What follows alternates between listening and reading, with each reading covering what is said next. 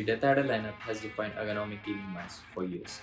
Today, we get our hands on the latest DeathAdder V4 Pro, which is lighter, faster, sharper, and a much more refined version than the previous one.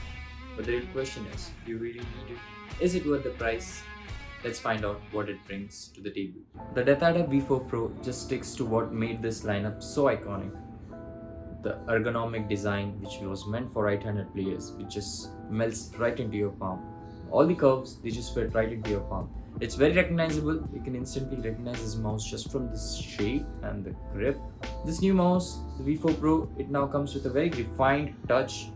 The coating is much more smoother than the previous one and it gives a really premium feel. What's really impressive is that how much they have shaved the weight from the new variant. The black one weighs around 56 grams, while the white variant weighs around 57 grams, which is negligible and it's practically unnoticeable. I don't understand how the white one weighs 1 gram more. I got it for the exact same price as the black one, so I just decided why not change up the lineup. I have a lot of black products. Why not just use a white variant for the first time? And I actually like it. It is pretty featherlight for a mouse that doesn't compromise on structure or comfort.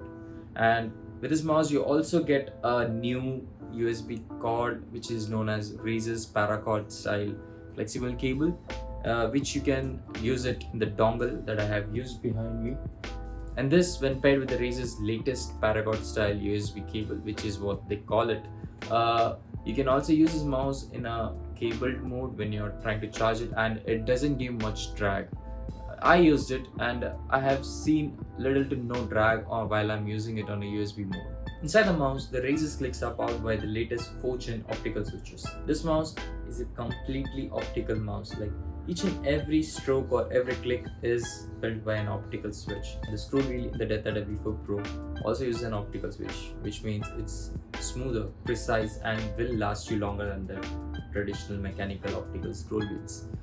Since these mouses are optical, they are really lightning fast actuation with almost zero debounce delay. You get around 6 buttons which you can customize to different abilities, macros, or whatsoever. Every click feels very crisp, sharp, and meant to last.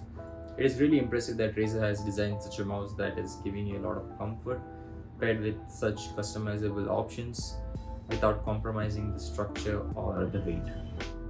Under the hood, this mouse is an absolute powerhouse. It is running Razer's Focus Pro 45K optical sensor, which is Gen-2. That means you get up to 45,000 dpi and 900 inches per second tracking speed, 85 Gs of acceleration, and almost 99.8% of resolution accuracy, which is pretty impressive.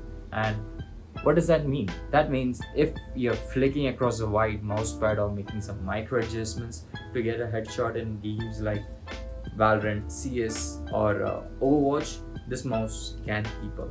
It will track all the movements efficiently without having any spinouts or breakouts.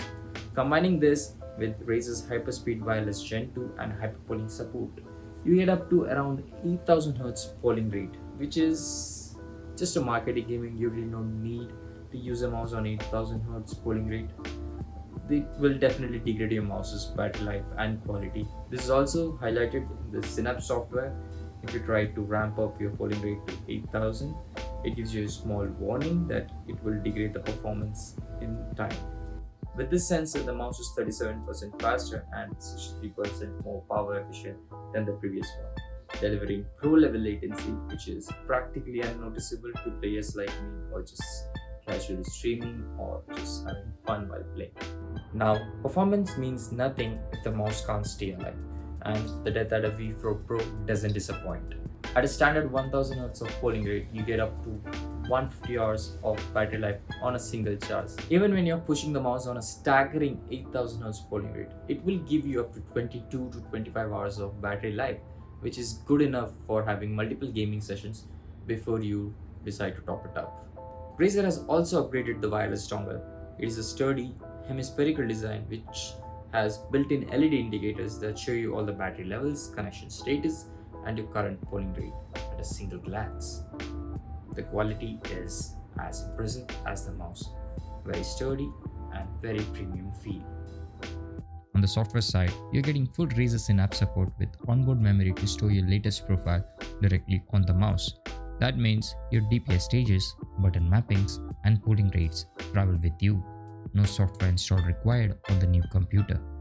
New features include dynamic sensitivity adjustments, smart polling rate that adapts on the fly, and advanced sensor calibration for different surfaces.